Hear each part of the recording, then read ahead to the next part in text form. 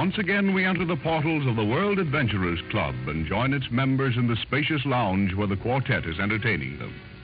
The chairman is watching them closely, and as the song draws to a close, approaches one who has but recently come to civilization, since his face still bears the stain of tropical suns. On the night that covered me, black as the pit from pole to pole, I thank whatever God may be for my unconquerable soul. Beyond this place of wrath and tears looms out the horror of the shade, and yet the menace of the years finds and shall find me unafraid. It matters not how straight the gate, how charged with punishment the scroll. I am the master of my fate. I am the captain of my soul.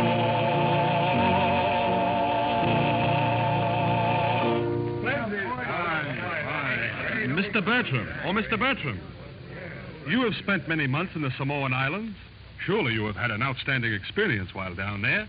I think you should tell us your story. Samoa has always intrigued me. Moonlit nights, haunting music, dusky maidens, a veritable paradise on earth.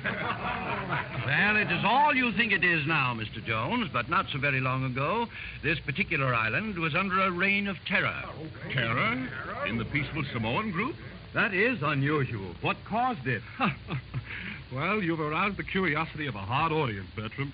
Let's have the story. Well, I'd always wanted a place in the islands and was astounded to learn that I could purchase a whole valley, rich in groves of bananas, breadfruit, and coconuts for practically nothing.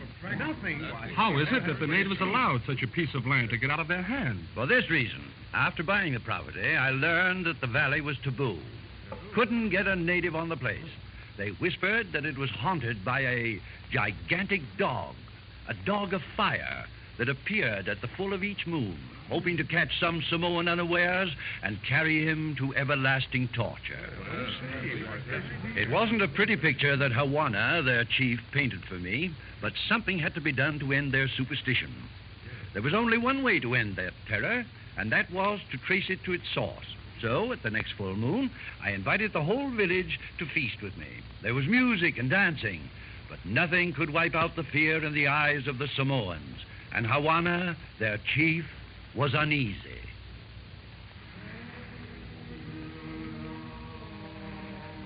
My peoples have him fear in heart.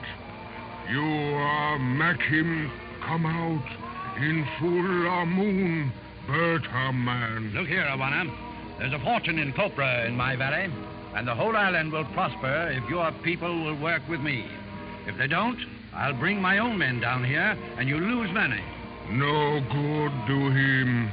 Not a white man's try. Fire dogger put spell on him. He die. Valley taboo. That's ridiculous. You built up something in your imaginations and think it's the real thing.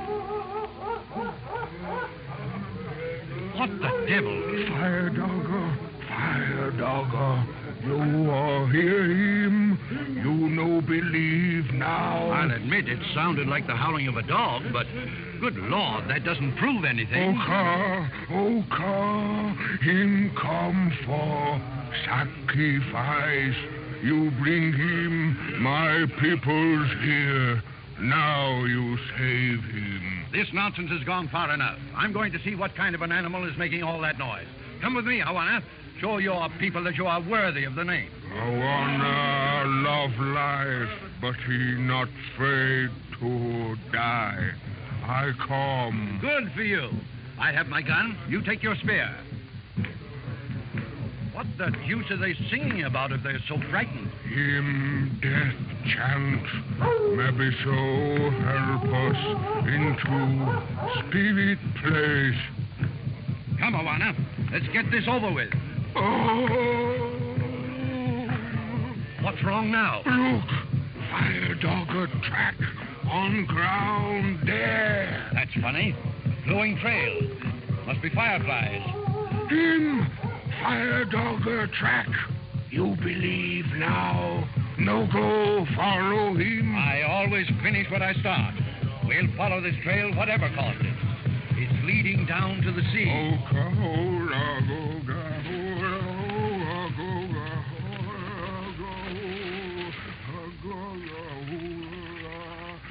Listen. Sounds like someone taking a bath. You see fire dogger soon. Him freeze blood in vein. Grind heart to dust. You be cursed. Him carry you off to Taboo Valley. Maybe so burn in devil fire. Look. What's that glow ahead? To the palm trees. Devil dogger. Devil dogger. By George, it does look like some kind of an animal there. The base of the cliff. Keep behind the trees, Awana. We'll get as close as we can. Taboo. Taboo. Shh. We're almost there. I don't want to give away our presence until we see just what it is we have to face. Easy now. We'll see just what has been. Oh, God. Oh, God. Him bathing in fire. My God.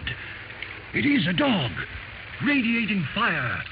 Wallowing in a pool of glowing water. Oh, am I going mad? Him looking to us. Him no here. Him hungry. He's coming out of his fiery bath. Snorting flames, scattering blue and green fire. Oh, God help me. The legend is true. Get the clear, Awana. There. Have your spear ready? Shoot! Shoot! Good God, Michael Jack! Run for your life, Awana! Here with him! You got my throat, Awana! Help me! Help me! Me try, spear, me try! Oh, for God's sake, don't cut through my throat! The dog! The dog! Oh. Well, it got him all right. That spear grazed my ear. Good Lord, what sort of an animal is this? God's hear my prayer. Me conquer fire dogger. Yes, a little more and he would have had me. I still feel his hot breath on my face. Look, Awana, blood is running from the spear wound. Isn't that proof that your fire dogger was natural rather than supernatural? Feel him, see? His coat is like any other dog. No touch. Taboo, taboo. Aren't you convinced yet? Come over here to this pool he was bathing in. It's still showing fire. Phosphorescence. That wild dog was drawn here by the fishes and had to get into the pool to get them. No wonder he looked like he was covered with fire. You help me kill him, fire dogger. My peoples honor you. No, I see it's no use. But tell me one thing. Will they work in the Taboo Valley now? It's good now.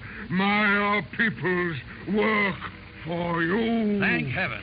And the first thing they can do is to fill up that skim hole of phosphorescence. I don't want any more scares like this last one. Fire dogger. Ha ha ha ha ha.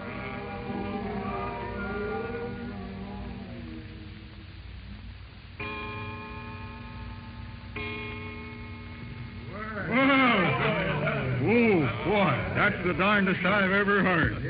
Fear of the supernatural was added to the actual danger, particularly since the natives had previously built up such horror. Those boys had a perfect understanding of psychology. Well, tell me, how is it that the dog appeared only at the full of the moon? Samoans are like children. They love to dramatize life. They probably thought they only saw or heard him on the night of the full moon. And, of course, you all know that dogs are more apt to howl in the full of the moon than at other times. Well, you had a narrow escape. That dog might have torn your jugular. Yes, I had a narrow escape, all right. But I think it was from Hawana rather than the dog. In trying to save me, he almost speared me. And they never did admit that the fire dog was a natural phenomenon? No. They made a holiday out of his demise. They celebrate his death at the full of every moon. And when I am there, I have to reenact the struggle between myself and the fire dogger. And then Hawana comes in for his share of the glory. Lost children of Eden, these Samoans, but their islands are as close to paradise as I expect to find on Earth. All through the land is a jet black night. It lies on the lonely plain, and far in the distance, wailing in the night, comes the phantom of glowing flame.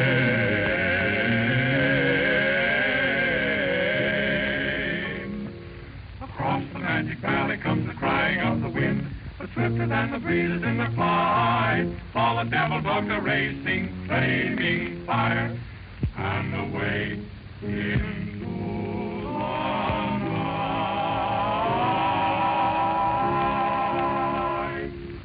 Across the magic valley comes the crying of the wind, but swifter than the breezes in their flight, all the devil dogs are racing, flaming fire, and away into the